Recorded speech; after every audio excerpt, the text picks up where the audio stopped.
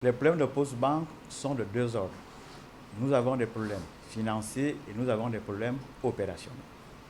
Sur la partie financière, il n'est un secret pour personne que depuis octobre 2015, Postbank a connu une crise grave de liquidité, laquelle ne lui a pas permis d'honorer toutes les demandes de retrait à ses guichets de la part de sa clientèle.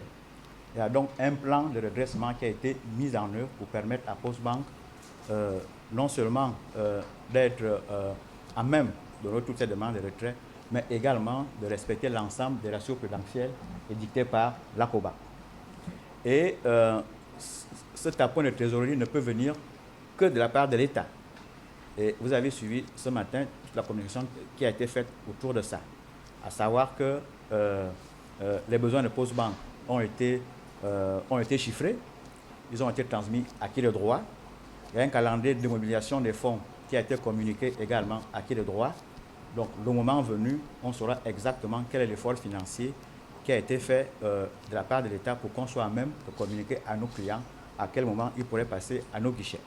Sur le plan opérationnel, Postbank est un outil. Un outil, malheureusement, en octobre 2015, qui n'était pas sécurisé. On ne savait pas qui faisait quoi et comment. C'est pour ça que le PDG, dès sa prise de fonction, parmi les priorités, il a inscrit l'acquisition d'un nouveau système d'information. On ne peut pas gérer un réseau comme Postbank, qui compte 50 points de vente sur toute l'étendue du territoire. Dans chaque ville, dans chaque localité, dans chaque département, vous avez un bureau de la Poste qui effectue des opérations financières au quotidien. Si depuis le siège à Libreville, on ne sait pas exactement qui a versé quoi, évidemment, nous ne sommes pas en mesure de gérer un tel réseau. Il a donc fallu construire un dispositif qui nous permette de piloter l'activité de Postbank depuis ici, de façon à ce qu'il y ait traçabilité dans toutes nos opérations, et c'est comme ça que les banques normales fonctionnent.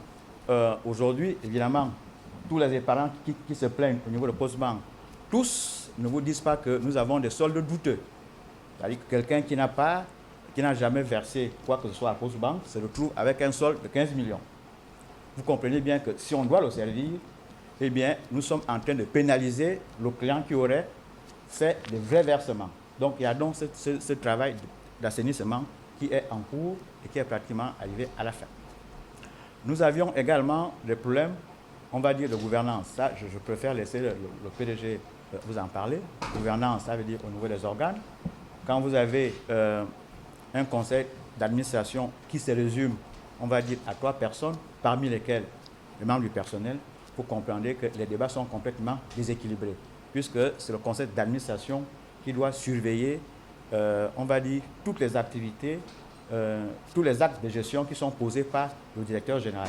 Et lorsque vous avez un tel organe qui est inopérant, on a un grave déficit en termes de gouvernance. Ça aussi, ça a été corrigé, puisque aujourd'hui, au sein de notre conseil, siège l'État, qui est représenté par 3 départements ministériels. Vous avez le ministère de l'économie, vous avez le ministère de tutelle, donc l'économie numérique, vous avez la primature. Donc, c'est autant d'acteurs qui pèsent effectivement déjà sur la stratégie, donc le plan de développement des activités, et qui pèsent également sur les actes de gestion. Ils peuvent également interpeller le directeur général dans le cas où il y aurait des manquements graves dans la conduite des activités de la banque. Oui, effectivement, nous avons des problèmes de liquidité, mais ces problèmes ne peuvent trouver leur solution que si l'État, effectivement, met à notre disposition toutes les ressources financières dont on a besoin. Il ne faut pas se le cacher, tous les dépôts que les clients ont faits à Postbank au soir du 15 octobre 2015, ces dépôts n'étaient plus disponibles en termes de trésorerie. Donc, il n'y a qu'un apport nouveau de trésorerie qui peut permettre à Postbank d'être à même de servir cette clientèle. La situation de Postbank aujourd'hui est telle que nous n'avons plus de fonds propres. Nous avons même un déficit qui se chiffre à 29 milliards. 29 milliards, ça veut dire que c'est négatif. C'est moins 29 milliards. Donc, pour être en mesure de faire une activité bancaire, on doit revenir au minimum à zéro, donc zéro capital. Et ensuite, y ajouter les 10 milliards qui nous permettent d'exercer notre activité de banque. Ça, c'est la première composante. La deuxième composante, c'est la reconstitution des avoirs. puisque nous avons des clients qui nous ont confié leurs avoirs. Ces avoirs ne sont plus disponibles en termes de trésorerie, donc il faut les reconstituer.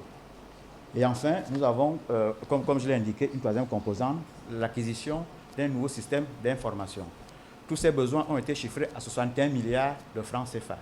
Mais le décaissement de ces 61 milliards a été étalé sur 3 ans, puisque nous avons intégré le fait que l'État était en restriction budgétaire. Donc, il n'était pas vraisemblable d'envisager le décaissement de les 61 milliards dans l'immédiat, d'où leur étalement dans le temps.